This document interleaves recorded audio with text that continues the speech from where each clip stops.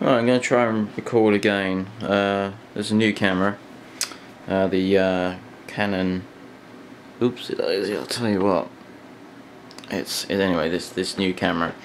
It's better than the last camera in many ways. It's got a function you can just twist and zoom, but I'm a bit of a novice, so I'm not quite sure how to use all of the functionality. Anyway, I was going to make another video to review. I did make a video just now, but it didn't work. Anyway, this is to review the Concorde Fleet add-on. It's for Flight Simulator 2004 and 2010, which is the Flight Simulator X. It says Concorde, the fleet consists of up to 20 Concordes, prototypes, pre-production models, various different liveries, British Airways, Air France, BAC, Pepsi, etc. You've got, it says, animated nose and visor, virtual cockpit, afterburners, multifunctional computer, sound effects, sonic boom, afterburners, Mach 1 and 2 callouts, and altitude callouts. System requirements quite minuscule actually. You need either Flight Simulator X or 2004. You need to have Vista or XP. Processor a minimum of 700 MHz, RAM 512 megabytes, and 1 GB is recommended, and hard drive between 500 and 900 megabytes. It's made by Graviton or Mediatech. Their address is www.gravitation-mediatech.com.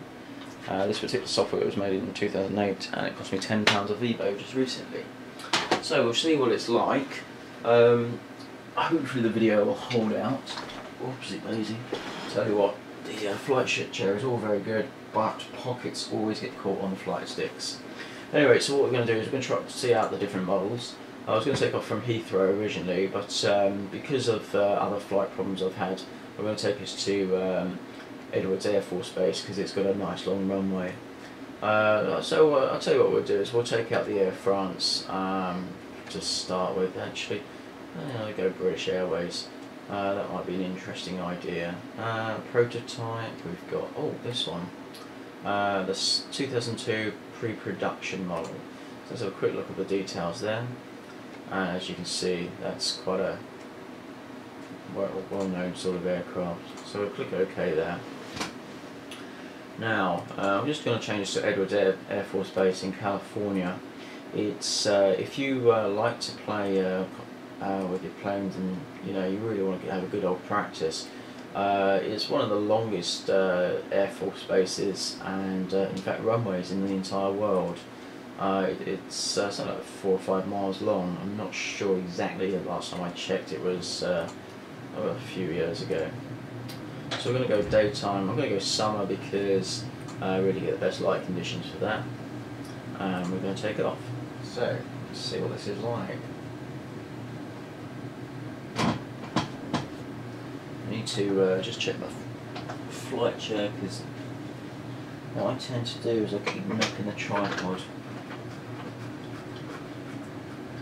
This morning I haven't had any coffee. It is morning, so I'm not on the vodka either. So yeah, it can be quite boring. No, I'm just joking. It's a little bit slow to load. I'll be honest with you, since I've added the add-on, it's made it a bit slow, plus Windows updates. I probably need a new PC, as this Alienware is getting a bit sort of out of date now. But at the same time, I just don't have any money at the moment. Hopefully you guys keep watching the videos and get some money off adverts. So, initial cockpit. I'd say it's very raw. So what have we got there? We've got some dials which probably don't do anything. Pitot reheat. Interesting. Lights. I'm not sure if they are actually doing anything. Are they on or off? So, oh yeah, they're on. So, well, that actually works. That's interesting. That's good. You got a little GPS display there. Quite raw again. Oh, it changes as well to the weather. Looking at the weather. That's interesting. Here we have the weather. What does it say? 0 degrees outside. Clear. Sounds good. Spoilers. Good look. Quite sure where the spoilers would be on this aircraft. Okay. And you've got your main buttons there. Now, if we look left, if we look right, we can look behind us as well. Can't seem to put upwards. I don't like this particular cockpit mode. I think it's very limited. I'm going to go to virtual cockpit because I think that's a much better cockpit. And as you can see, our controls have changed slightly. We have some strange little things here. I don't quite know what they are. I know that if you click landing gear, they ping different colours. But I think, you know, that whatever they were trying to make hasn't quite come out.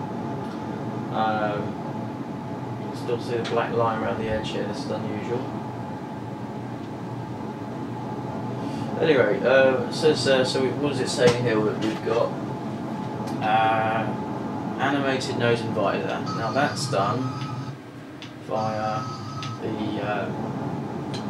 flaps control, and as the nose goes down, it's got this particular zoomed in plane mode. You have to press Control plus or minus to get out of it straight away, which is rather frustrating. But whoops, there's your nose. It doesn't like parking brake for some reason. We've got something I've noticed. You can open the doors should you want to, and you can see inside the plane when you do. Anyway, aside from being a little bit crude, we'll take off. We'll see what's going on. Something I noticed earlier: dual controls do not actually work. Dual controls. I'm using the split controller, and it doesn't work in the plane. It does all four. You can use the left dual control, and it will push one engine on. Interesting, but it still shows 4 engines on at the back, which obviously isn't quite correct. Anyway, nonetheless, we've got our dual control switch, which will switch on. Let's take off. I'm just going to bring the nose visor up. Come on. It's not as responsive as some of the other planes on here. And let's close the doors just for aesthetic reasons. Didn't realise that one was actually open. There you go.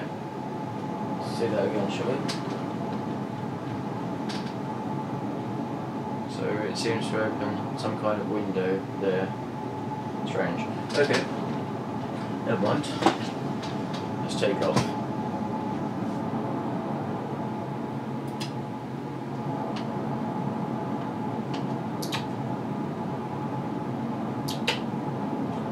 Change the ground because it's just going to be boring.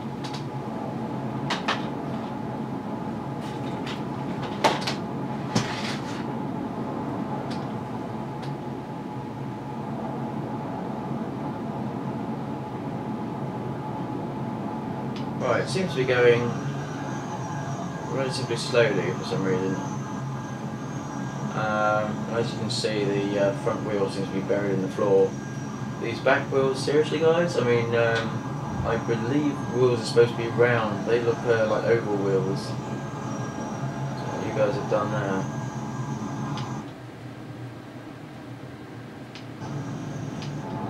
Right, let's rotate.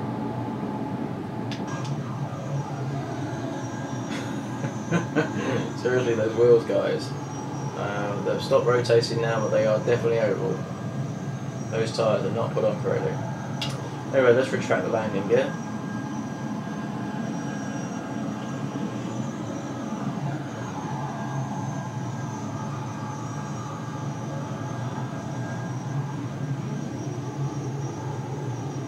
Let's see what's what. Initially, it's not too bad. I'll be honest with you, I've flown a couple of planes on here already, and it doesn't always load. Sometimes you get this little error that comes up. but you have to try a different couple of planes. Some planes work, some planes they don't. It's a little bit glitchy. I think it's just because Windows doesn't like it. It's not a Microsoft product, and Windows really gets quite pissed off with it. So you get the Windows unknown publisher error comes up quite a bit. I think it's interesting. I've got a overspeed restriction, considering we're in a Concorde. I presumed they're designed to go fucking fast. Right. As for the speed gauge knots, I think it's a bit incorrect. I don't know. I've not looked at the Concorde cockpit properly, but that doesn't look right. We're at 15,000 feet again. Altimeter. Seriously, guys, this looks a little bit crude, and this is irrelevant. We'd have one on the belt. We wouldn't have one like this. This is one from a Cessna. You know, this is a sort of 20 to 30,000. Sorry, 20 to 30 angle. This is not designed like this one here. Alright, let's have a. I'll be honest with you, it's not too bad on the controls. Initially it takes a little bit of getting used to. It is like trying to fly a paper dart. It's very good at going forwards, it's not too bad at sort of side to side, but when you try to turn, it is absolutely bloody awkward. It doesn't like to turn very easily, and it's probably because it's got rear ailerons as opposed to side ones. Slow us down a bit. I'll try and take this plane down for a landing. There you can see. You see, Edwards is actually built onto a salt lake, and if we get out of the way of the plane, what you've got there is you've got extra runway after the runway itself, and there's runways on the actual salt. I think Edwards they've used for a lot of testing for aircraft. I think they have actually used it at one point for testing Concorde. There's you can see when you fly in smaller planes and you fly around the airport, there's like a space rocket and things like that. And there's a couple of missions actually based there in the flight simulator. One of them is tracking UFOs, and you've got to sort of bob around the sky in an F-18 trying to catch these green dots. It's quite a funny mission. It's difficult, but it's quite funny. I'd suggest having a couple of drinks or maybe even a smoke before getting on that mission. Right, I'm going to try and line this up. That wasn't a bad turn considering. I think really this is a good sort of practice airport. I've tried to do it before on other airports and it's been an absolute nightmare. I got very upset with the flight simulator. That's interesting. Okay, so my plane's here and my trails for the plane are down there. Well, there you have it. Anyway, I'm on idle. I'm going to try and raise flaps. Oh, there goes the nose gear.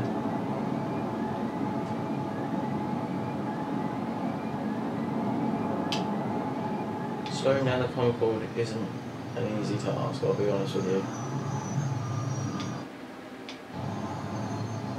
A lot of it is with the Concorde, the way that they use their flaps is they fly the way the crow lands, so it sort of claws in, and you have to bring the plane up to almost to alpha max in order to slow the plane down.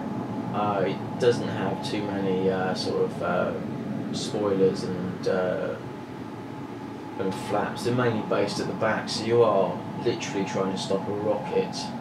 That could be because it's a Concorde, I don't know. I mean, as I say, I don't really fly Concordes, and unfortunately not many people do these days, considering they're sort of grounded. It's a bit of a shame. I think the Russians were thinking of bringing out something similar to the Concorde, which they did have the Concordski at one point, but I think they are thinking of bringing that back. Concorde only got onto the market just pure sheer luck. The Americans had brought out something called the V8, I believe, which was a military plane, which is very similar, V8 or Valkyrie, I can't remember, very similar to the Concorde, and that was had a similar sort of applications, and I think it did actually run faster. It's a great shame about the Concorde. I do think personally that the French messed it up. I think they had more crashes than we did, and it certainly had a couple of flaws, don't get me wrong, but you know, how many Boeings and how many other aircraft, Airbuses and so forth have crashed, and we didn't ground that fleet, did we? I mean, seriously. I think it's an interesting thing as to why they got rid of the Concorde.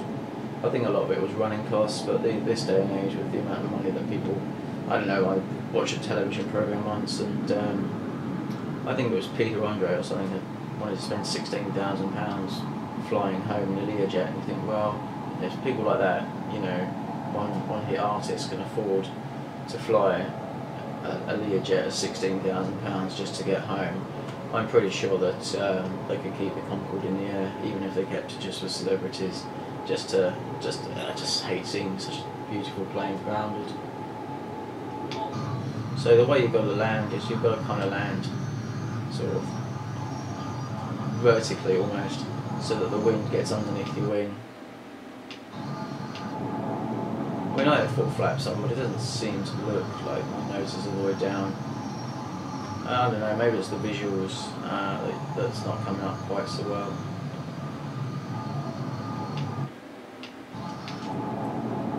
Oh, very crude indeed. Oh, and there goes the nose when we do touchdown.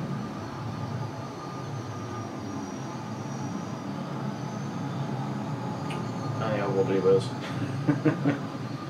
Anyway, I mean, I missed the runway, but we're on the ground, and it didn't break it too much, I don't think.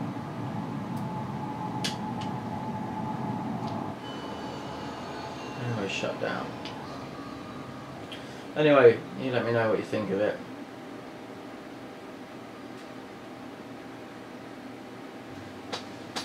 All this one a day.